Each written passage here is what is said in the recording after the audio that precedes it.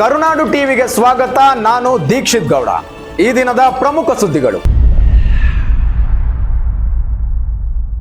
ಆಂಧ್ರದಲ್ಲಿ ಭೀಕರ ರಸ್ತೆ ಅಪಘಾತ ಸಂಭವಿಸಿ ತಿಮ್ಮಪ್ಪನ ದರ್ಶನಕ್ಕೆ ಹೋಗಿ ಬರುತ್ತಿದ್ದ ಚಿಕ್ಕಬಳ್ಳಾಪುರದ 3 ಸಾವನ್ನಪ್ಪಿದ್ದಾರೆ.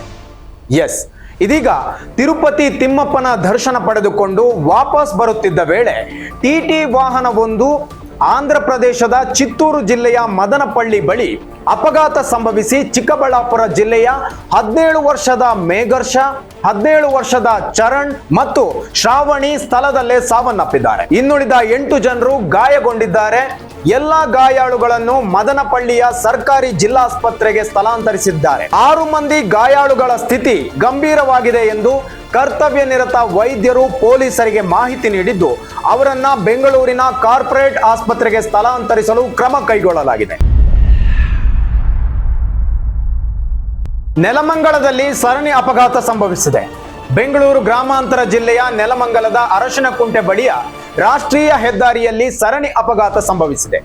ಘಟನೆಯಲ್ಲಿ ಅದೃಷ್ಟವಶಾತ್ ಯಾವುದೇ ಪ್ರಾಣಹಾನಿ ಸಂಭವಿಸಿಲ್ಲ. ಟ್ರಾಫಿಕ್ ವೇಳೆ ಕಾರುಗಳ ನಡುವೆ ಸರಣಿ ಅಪಘಾತ ಸಂಭವಿಸಿದೆ. ಬೆಂಗಳೂರಿನ ಕಡೆ ತೆರಳುತ್ತಿದ್ದ 4 ಕಾರುಗಳ ನಡುವೆ ಅಪಘಾತವಾಗಿದೆ. ಸಂಜೆ ಸುಮಾರು 6:30 ವೇಳೆಗೆ ಘಟನೆ ನಡೆದಿದೆ. ಸದ್ಯ ಪ್ರಾಣಾಪಾಯದಿಂದ ಚಾಲಕರು ಮತ್ತು ಸವಾರರು ಪಾರಾಗಿದ್ದಾರೆ. ಇದೀಗ ನೆಲಮಂಗಲ ಸಂಚಾರಿ ಪೊಲೀಸ್ ಠಾಣೆಯಲ್ಲಿ ಪ್ರಕರಣ ದಾಖಲಾಗಿದೆ.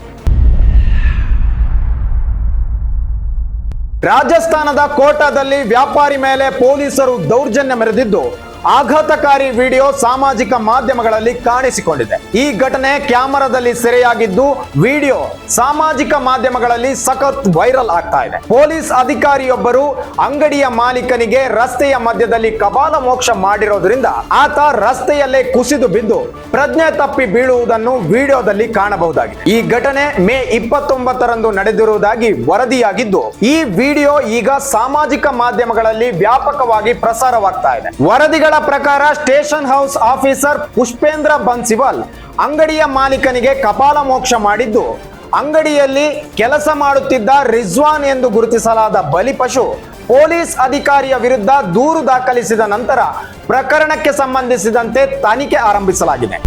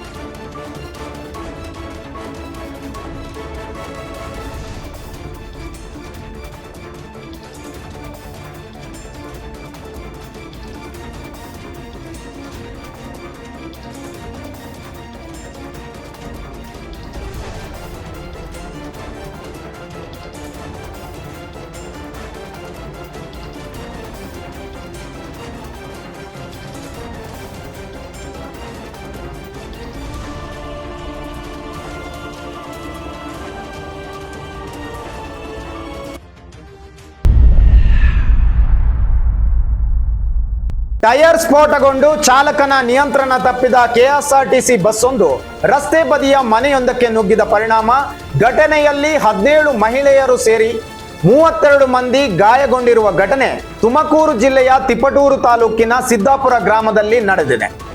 ಆಗುಂಬೆಯಿಂದ ಕೋಲಾರದತ್ತ ಸಾಗುತ್ತಿದ್ದ ಬಸ್ ಸಿದ್ದಾಪುರ ಗ್ರಾಮದ ಮೂಲಕ ಹಾದು ಹೋಗುತ್ತಿದ್ದ ವೇಳೆ ಟೈರ್ ಸ್ಫೋಟಗೊಂಡಿದೆ.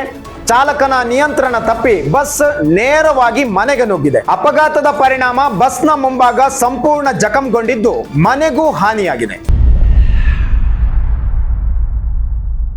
ಇದಾಗಿತ್ತು ಇವತ್ತಿನ ಪ್ರಮುಖ ಸುದ್ದಿಗಳು. ಮತ್ತಷ್ಟು ಸುದ್ದಿಗಳಿಗಾಗಿ ನೋಡ್ತಾ ಇರಿ ಕರುನಾಡು ಟಿವಿ.